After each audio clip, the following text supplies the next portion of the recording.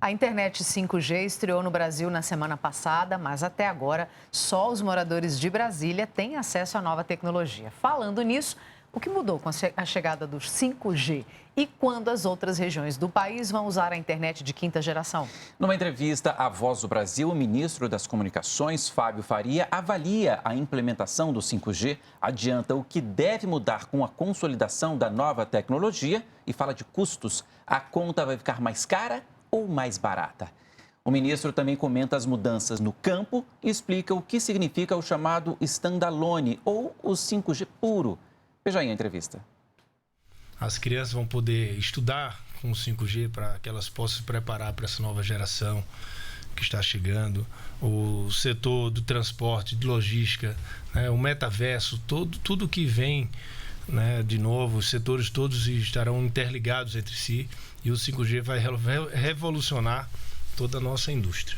Ministro, Brasília foi a primeira cidade a receber a tecnologia na semana passada. O que é preciso fazer para ter acesso ao 5G? Então, a Anatel divulgou mais de 60 aparelhos que já possuem o 5G.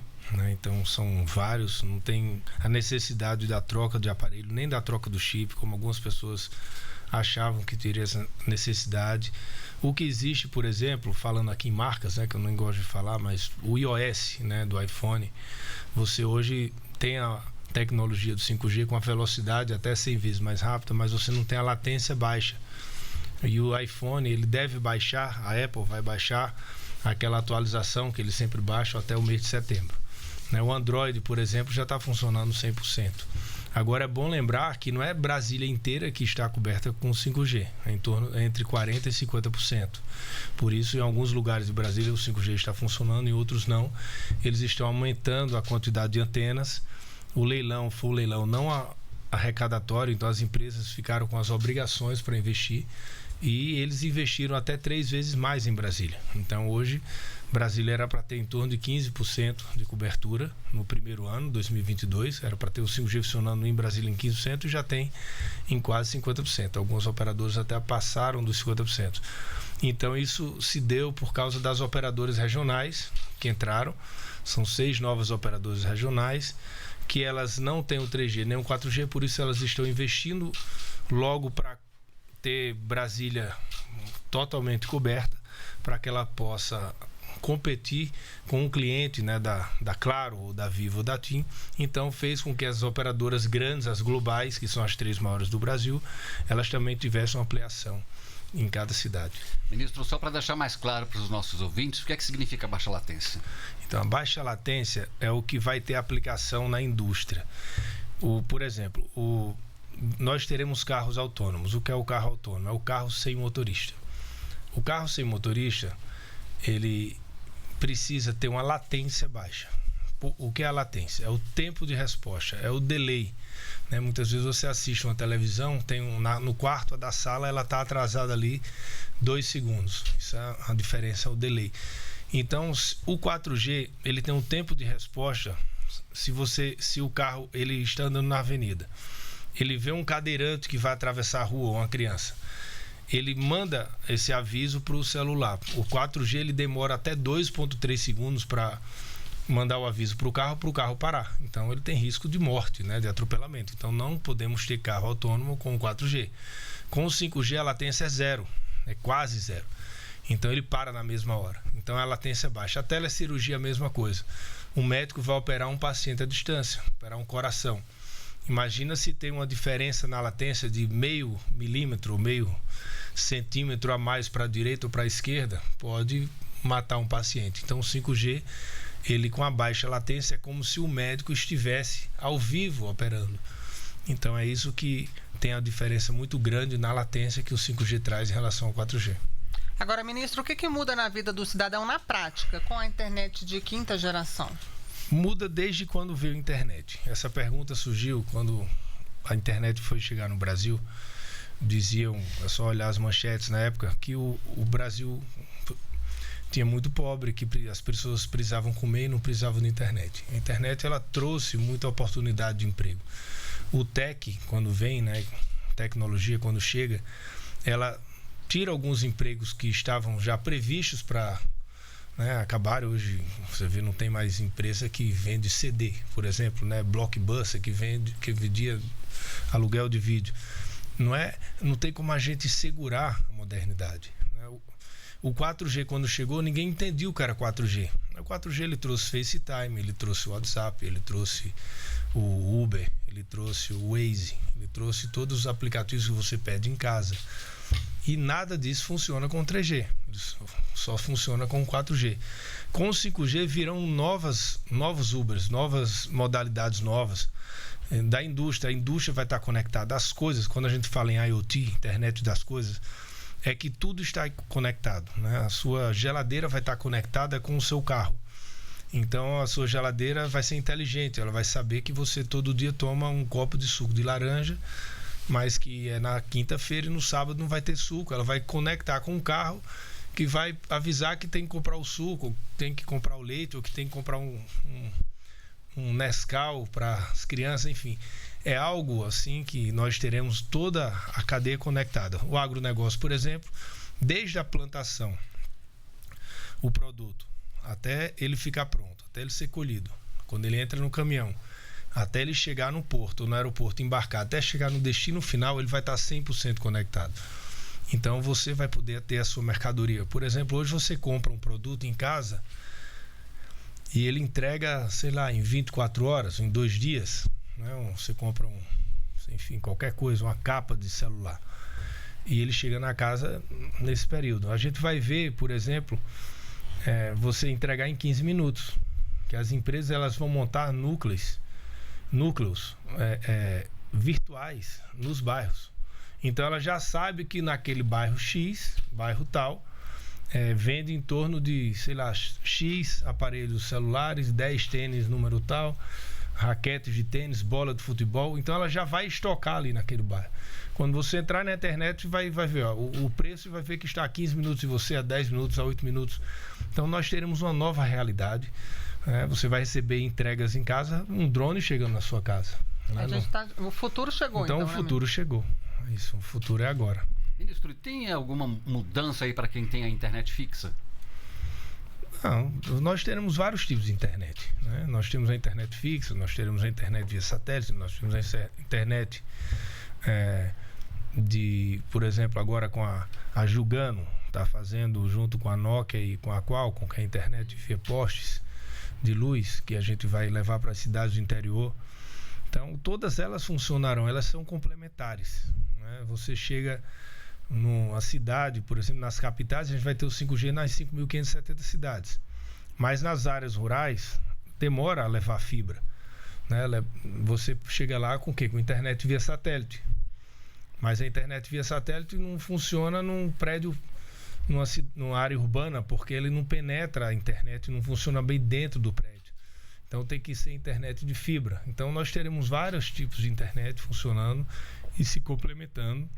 Nenhuma vai ficar obsoleta, muito pelo contrário. Uma se complementa com a outra, porque o Brasil é muito grande, tem 40 milhões de pessoas sem internet, a gente precisa conectar todos. Então a gente está utilizando todos os meios possíveis para conectar.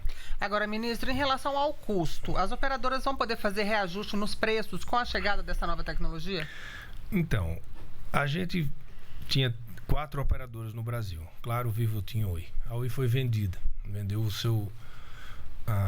o móvel, né, que é a internet, né, telecom delas.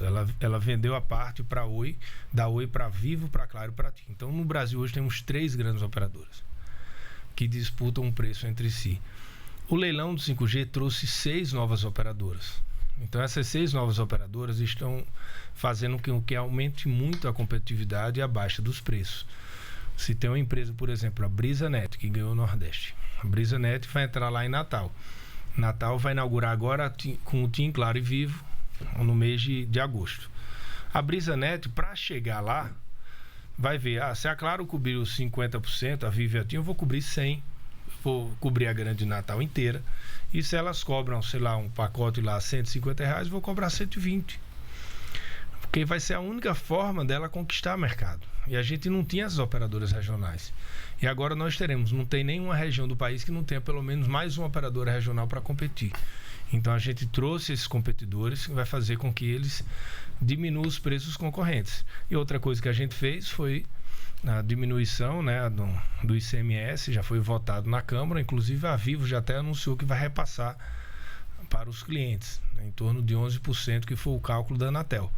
Então todo o setor de telecom deve baixar aí nos próximos dias 11% do valor das suas tarifas. Certo, ministro. A faixa ocupada pelo 5G coincide com a de antenas parabólicas. O que é que foi feito para evitar que haja uma interferência nos sinais? É mais uma obrigação do leilão. Tem em torno de 20 milhões de famílias que utilizavam, e utilizam algumas ainda, a banda C para assistir na parabólica, né, os canais abertos. E isso daria interferência no 5G, que é a faixa de 3,5. Por isso que nós inauguramos Brasília, porque quando inauguramos Brasília foi quando a Anatel, o GASP, ele conseguiu limpar toda a faixa. Então um compromisso do leilão foi a distribuição dos kits, né, para essas cidades, para elas trocarem a banda C para a banda KU, para a gente poder limpar toda a faixa, para que a gente possa ter o 5G. Então isso aí está sendo feito, todos os testes foram feitos em todas as capitais. Brasília foi a primeira a ser liberada, a previsão é a gente inaugurar mais 24 capitais em agosto e 2 em setembro, até o dia 29, que é o prazo limite. Parabólica é muito comum, especialmente no interior do país, né, ministro? Então quem está nos ouvindo e tem parabólica, quando for chegar ao 5G, ele vai precisar mudar essa antena, não vai poder mais ter. Pode deixar, a Anatel já está fazendo todo esse trabalho, está monitorando, tem um grupo de trabalho junto com o setor de radiodifusão, que cuida das TVs, junto com o setor de telecom. Quando a gente inaugura na cidade, inaugura na capital, é porque toda a faixa já foi liberada e trocada. Então não tem risco, por isso que ficou para julho. A gente queria ter colocado o 5G no ano passado. Por exemplo, Uberlândia, Uberaba e Franca inaugurou o 5G no ano passado, logo depois do leilão, em novembro. Então isso foi na faixa 2.3, que não tinha parabólica. Na faixa 3,5, essa faixa é a melhor faixa do 5G. É a faixa onde o 5G tem maior capacidade, né? Maior cobertura, maior velocidade, menor latência. Então essa faixa que a gente precisou desocupar. Então isso é sem nenhum risco, tudo está sendo muito bem feito e Brasília, desde quando veio o 5G, não teve nenhuma interferência. Certo, estão sendo feitos estudos, ministro, já está tudo pronto? Estudos com testes em campo funcionando, junto com o setor de radiodifusão. Isso está sendo feito em comum. E, ministro, como é que vai ser o calendário de implantação da tecnologia 5G nos estados e municípios? Esse ano a gente inaugura nas capitais, mês de agosto, praticamente 25 capitais, restando, pelo que a gente está vendo do que está vindo da Anatel, no mês de setembro, Manaus e Belém para concluir. E aí a gente começa nas grandes cidades, depois nas médias cidades, depois nas cidades pequenas e encerra o 5G em todas as comunidades do Brasil. O IBGE, junto com o Ministério das Comunicações, a Anatel, fizemos o levantamento, tem ainda 10 mil localidades do Brasil que não tem internet. Nenhuma, zero. Então elas vão receber internet 4G. Certo, ministro. O senhor podia falar aí do caminho percorrido nos últimos anos que tornou possível trazer essa tecnologia ao país? A gente começou esse trabalho no meio da pandemia, né? Ali em junho de 2020. Conseguimos viajar em fevereiro para conhecer todas as empresas. Tivemos autorização de vários países, né? Fizemos uma viagem conhecendo e falando, né, que nós gostaríamos de ter o leilão, porque a gente viu que o Brasil ficou atrás no 3G, ficou atrás no 4G. E os países que saíram na frente no 4G, eles tiveram um ganho de produtividade muito grande. E o Chile já tinha feito o leilão. O Chile fez o leilão um ano antes da gente. E a gente levou o TCU junto. Então fez com que o TCU visse a necessidade do 5G para o Brasil, a necessidade do 5G standalone, que é o que tem a latência baixa. E lá viajaram todos os ministros representados, né, que eram necessários para essa aprovação. E a gente começou a fazer esse trabalho e o leilão ocorreu em novembro do ano passado, né, 2 meses depois do que a gente tinha planejado e com todas as obrigações, e que incluía essa de 2022 já termos 5G funcionando no Brasil. Isso fez com que os outros países lá de fora olhassem para o Brasil de maneira diferente em relação à economia digital. O Brasil é o maior país da América Latina, mas é um país que nunca estava à frente na economia digital. em termos de tecnologia. Ele sempre estava atrás dos outros. E essa não, o Brasil saiu na frente. Tivemos o leilão um ano depois do Chile, mas tivemos o 5G funcionando antes do Chile. Então o Brasil foi o primeiro a operar. Tá joia, nós conversamos com... Você acompanhou aí a entrevista do ministro das Comunicações, Fábio Faria. A íntegra dessa conversa fica no site da Rede Nacional de Rádio e o endereço está aí na sua tela.